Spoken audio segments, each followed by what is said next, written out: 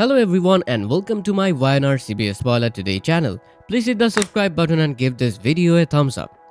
Is Nick Newman about to throw his entire life away for one moment of peace? Is the ghost of Matt Clark already pulling the strings from beyond the crash site? You guys, I'm actually shaking thinking about Monday's episode because it feels like everything is hitting the fan at once in generosity. Have you ever seen a man lose everything while just sitting on a park bench? Because that's exactly where we find Nick. He's sitting there all alone, holding a tiny little baggie with one single fentanyl pill inside. Just one. But we all know it's never just one, right? It is the ultimate choice. Does he take it and let the pain go away, or does he fight for his family? And while Nick is fighting for his soul, Phyllis is fighting for her freedom. Victor has her backed into a corner with this crazy AI evidence, and she's getting desperate. It is a total mess. Well, think about it. Nick has always been the stable brother, the protector who keeps everyone else from falling apart. But after that brutal car crash Matt Clark forced him into, Nick's physical pain has opened the door he can't seem to close.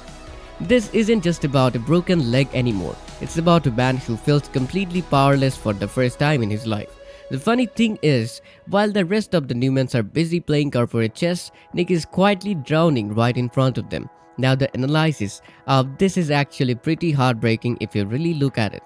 Nick is hiding this struggle because his whole identity is wrapped up being the good son who doesn't cause trouble. He feels this massive weight of shame, which is exactly why he downplays everything when Adam tries to help him.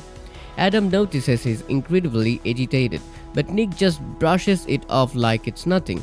My opinion, Nick thinks he can handle all this on his own. But this is the most dangerous lie an addict can tell themselves. He's trying to negotiate with the fire while standing in a gasoline lake. It's a classic psychological trap where his ego won't let him admit he's weak. Can you imagine the pressure of being a Newman and having to be perfect all the time? Victor expects his kids to be invincible, and that expectation is literally killing Nick right now. It's sad because if he just spoke up, he would have a whole family behind him, but instead he's choosing to suffer in silence. Meanwhile, over at the GCSE, Phyllis is doing exactly what Phyllis does best. She's refusing to sit quietly while Victor decides her fate.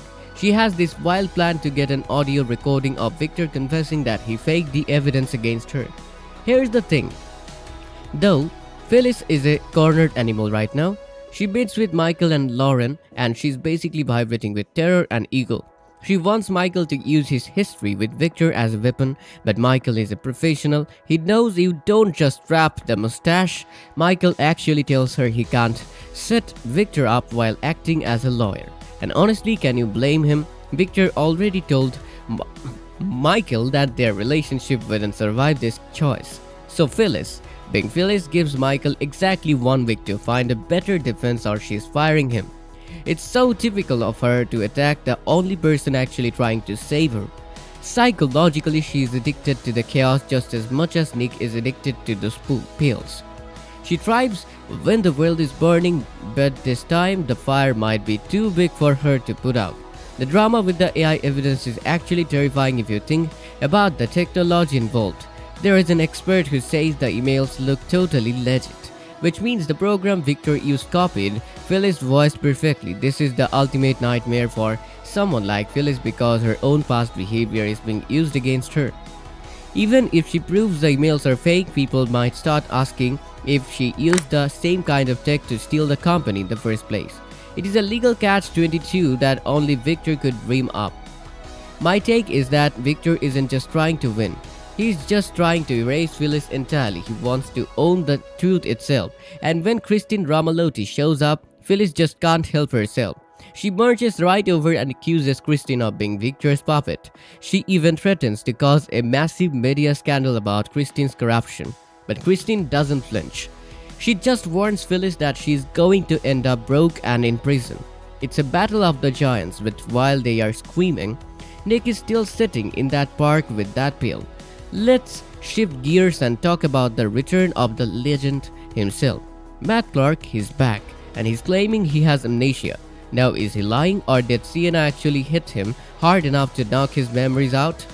Noah certainly doesn't believe it for a second. He launches a defense attack because he's fiercely protective of Sienna. You have to love Noah stepping up, but the psychology here is tricky. If Matt really is telling the truth, then the Newman look like bullies attacking a man who doesn't know who he is. But if he's faking, he is playing the most brilliant long game we have ever seen. My opinion, Matt Clark is way too smart to just forget everything. He's using his supposed weakness as a shield while he waits for the perfect moment to strike. And then you have Patty Williams meeting him. The sources call it a match in hell, and they aren't kind. Patty is looking at him like he's popsicle on a hot day. If those two team up, Genoa City might as well pack its bag and move. It's a convergence of the most unstable elements in town, and it's all happening while Nick is at his weakest. The irony of the whole situation is that Adam is the only one who sees what's happening with Nick. Adam has his own stuff going on, with Chelsea worrying about his gambling and Rija Thompson. So he knows that a man hiding a secret. Looks like Adam notices the agitation, the look in Nick's eyes, and he tries to step in, but Nick's pride is just too massive. He would rather take a fentanyl pill in a public park than tell his brother he needs help. The psychological layer here is that Nick has spent his whole life being the hero compared to Adam the villain. He can't handle the roles being reversed. He thinks that if he admits he's struggling with sobriety, he loses his place in the family, the man at the center of it all. He recruits Christine to help him nail Phyllis, acting like he's doing it for the greater good. But Victor is always doing it for Victor. He's using Christine's moral as a tool, and it's honestly disgusting to watch him manipulate the system like this. He even gives Nick some tough love later in the week, which we all know just means he's going to bark orders at him. Victor thinks his opinion is the only one that matters, and that is why he's so blind to the fact that his son is literally on the verge of a relapse. He's so focused on winning the war against Phyllis and Matt that he's losing his own son in the process. So where does this leave us for the rest of the week? The spoilers say Victor leads a manhunt for Matt on Wednesday, and Adam keeps questioning Nick's recovery, but the big one is Friday. Nick strikes a dangerous deal. What kind of deal does a man struggling with addiction make? Is he dealing with Matt Clark? Is he making a deal for more drugs? It is a terrifying prospect that shows just how far Nick has fallen from being the stable protector. I think we are looking at a total Newman collapse, and I'm not sure anyone is going to be left standing when the dust settles. I want to hear from you guys in the comments because this is getting wild. First, do you think Nick actually takes the pill, or does he find the strength to throw it away? And second, is Matt Clark really suffering from amnesia, or is he just playing everyone for fools? Let's debate it below. Also, make sure you hit that subscribe button and turn on notifications so you don't miss our deep dive into Friday's episode when that dangerous deal finally goes down. Give this video a like if you are Team Phyllis, or if you just love seeing Victor get challenged. Thanks for watching, stay tuned, and remember, in Genoa City, the only thing more dangerous than a Newman with a plan is a Newman with a secret. See you in the next one. You guys, we have to talk about the absolute cliffhanger that is waiting for us at the end of this week, because Nick Newman is about to do something that could change the Newman family forever. I'm looking at the spoilers for Friday, May 15th, and they are using some really heavy language, specifically saying the Nick strikes a dangerous deal. Now when you hear the word dangerous in Genoa City, your mind probably goes to corporate takeovers or someone getting kidnapped, but this feels different. This feels deeply personal. To really understand what this deal might be, we have to look at the wreckage of Nick's life leading up to this moment. Well, think about it. Nick has spent his entire life trying to be the good Newman, the one who doesn't need to be fixed. But right now, he's a man who is physically and emotionally broken. He's coming off a horrific car crash that Matt Clark forced him into, which left him with a fractured fibula and the surgery that clearly didn't just fix the problem. The funny thing is, the physical injury is the least of his worries. The real dangerous deal is likely going to be the result of a man who has reached his absolute breaking point. The scary part is that we already know what is in Nick's pocket. He's sitting at the park cafe with a baggie containing one last fentanyl pill. Just one, but we have seen this story before, haven't we? In the world of addiction, one last time is the most dangerous lie you can tell yourself. The fact that he is even holding onto It shows that he's already lost the first half of the bottle. He's agitated, he's guarded, and he's lying to the people who actually care about him. Look at how he treats Adam. Adam is the only one who sees the truth because he knows what it looks like when a man is chasing an escape. But Nick's pride won't let him accept help from the black sheep of the family, so if he isn't going to get help and he's running out of pills, where is he going to go?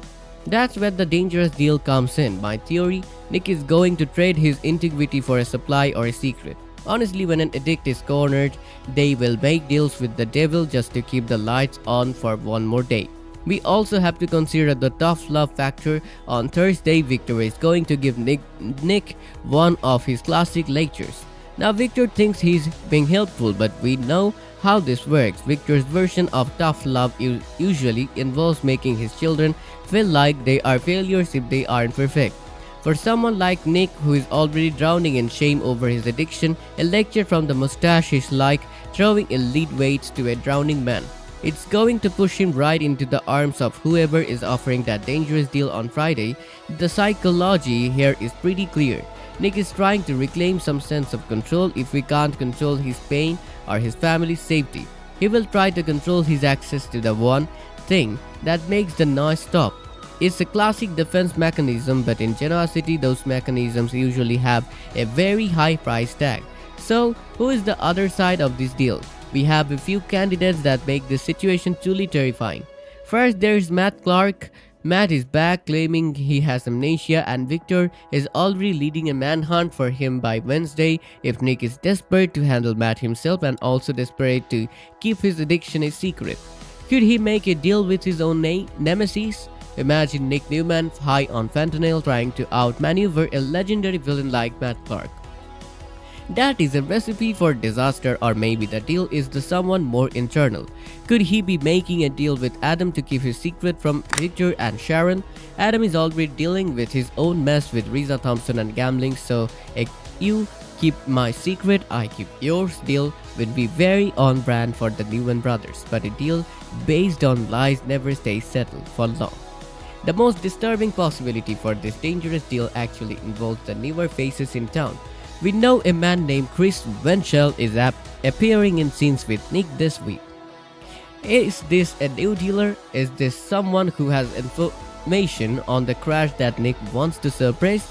When you are an addict, everyone looks like a potential resource or a potential threat. If Nick is striking a deal with a stranger to get more medication, he's opening the door for blackmail that can destroy the Newman's reputation. And let's be real, Victor would never forgive Nick for being weak enough to let an outsider have that kind of leverage over the family. The heartbreaking turn that the spoilers mention starts to make a lot more sense when you realize the deal isn't just about drugs. It's about Nick trading away his future to survive his present. And what about the impact on Sharon? She's the one who is supposed to be his rock, but he's shutting her out completely. If this dangerous deal involves Nick lying to her about his recovery, it's going to shatter the trust they have been rebuilding. Sharon has already been through so much with her own struggles and Maria being away, so finding out that Nick has been making shady deals behind her back might be the final straw. It makes you wonder, does Nick even realize how much he's risking, or has the addiction already rewritten his priorities? When you are in the middle of a relapse, the only deal that matters is the one that gets you to the next hour. The fact that the show is calling it dangerous suggests that the consequences are going to be felt for months, not just days.